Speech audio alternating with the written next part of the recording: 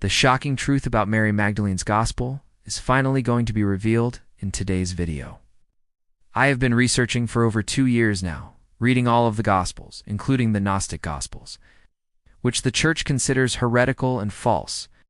And in my research, I discovered that there are some very strange things about Mary's Gospel. Strange enough that if the Church finds out that you know about them, they will excommunicate you. But before we get into that, welcome back to another episode where we discuss the most intriguing topics in history and current events. In light of recent discoveries by scientists, archaeologists, and historians, new information comes to light every day that the Church would rather you didn't know. The shocking truth is that many of the things that are taught in churches today are not actually found in the Bible. That may shock you, but it's true. And as we uncover more and more of these shocking truths, we all share them with you so you can make up your own mind based on facts and evidence instead of blind faith. If you're ready to dive in and discover what the Church doesn't want you to know, then let's begin. In the Gospel of Mary, Mary Magdalene has a vision of the ascending soul after Jesus' death and resurrection. She sees a soul ascend into heaven, and she asks Jesus what it means. He tells her that it is the image of humanity, that it is the first fruits of those who believe in him. Mary asks if it is good or bad, to which Jesus replies, "What do you think? Do you think it is a bad thing, or an act of violence that someone should be saved from evil?" Then Jesus says, "He who has known himself has found the treasure." And again, he who has known himself has escaped the trap. In this passage, Jesus is saying that the process of escaping the trap and ascending to heaven is exactly what the soul is doing.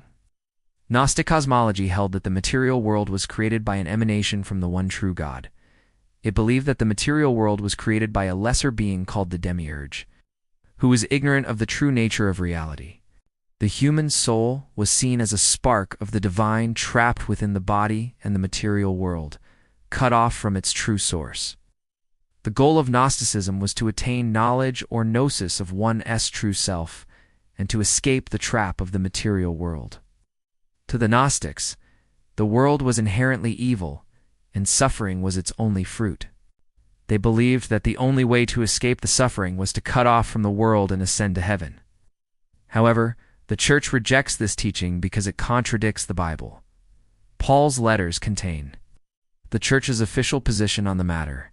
In Romans 8:19, Paul writes, "For the creation waits with eager longing for the revealing of the sons of God. For the creation was subjected to futility, not willingly, but because of him who subjected it in hope that the Creator would also be subject to himself." In this passage, Paul teaches that the material world is not evil, but good. He believes that the material world is groaning and suffering because of the fall of man, but that it will eventually be redeemed. Paul also teaches that the goal of Christians is not to ascend to heaven, but to live holy lives here on earth and be transformed into the image of God. Despite the Church's rejection of Gnosticism, its influence can still be seen in many Christian traditions. For example, the idea that Jesus ascended to heaven after his resurrection, Gnostic belief that was later incorporated into mainstream Christianity. Additionally, the use of mystical and esoteric language in some Christian writings, such as the Book of Revelation, is also a legacy of Gnosticism. So why did the Church reject Gnosticism? One reason was that Gnosticism contradicted the teachings of Paul, who is considered to be the most important apostle after Jesus. Another reason was that Gnosticism allowed people to believe that they were saved without having to follow Jesus' teachings. This was seen as a threat to the authority of the Church, which taught that salvation was through faith and good works. Finally, Gnosticism was rejected because it allowed for different interpretations of Christian doctrine, which led to heresy and division within the Church. Mary Magdalene's Gospel was rejected by the Church because it contained Gnostic teachings that contradicted the Bible.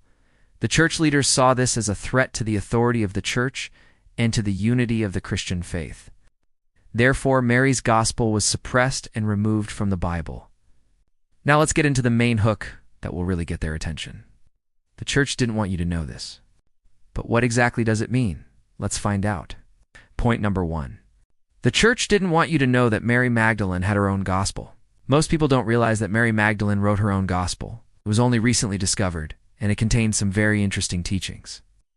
Point number 2. The Church didn't want you to know that Mary's Gospel was written first. was actually written before Matthew, Mark, and Luke. This means that Mary's Gospel could have been the first account of Jesus' life and teachings. Point number 3. The Church didn't want you to know that Mary's Gospel was originally written in Aramaic. Aramaic was the language that Jesus spoke. So it is possible that Mary's Gospel is the most accurate account of Jesus' life and teachings. Point number 4. The Church didn't want you to know that Mary's Gospel contains Gnostic teachings. Gnosticism is a type of Christianity that was popular in the first few centuries AD. It emphasizes personal experience and knowledge as the way to salvation. While most Christians today reject Gnosticism, some believe that it contains valuable teachings that have been lost to time. Point number 5. The Church didn't want you to know that Mary's Gospel was suppressed by the Church. After the Council of Nicaea in 325 AD, the Church began to crack down on Gnosticism and other forms of early Christianity. As a result, Mary's Gospel and other Gnostic texts were suppressed and destroyed. However, the Church rejected the core tenets of Gnosticism, such as the belief that the material world was evil and that salvation could be attained without following Jesus' teachings. If you enjoyed this video, please like and subscribe so you never miss an episode. Thank you for watching. We'll see you next time.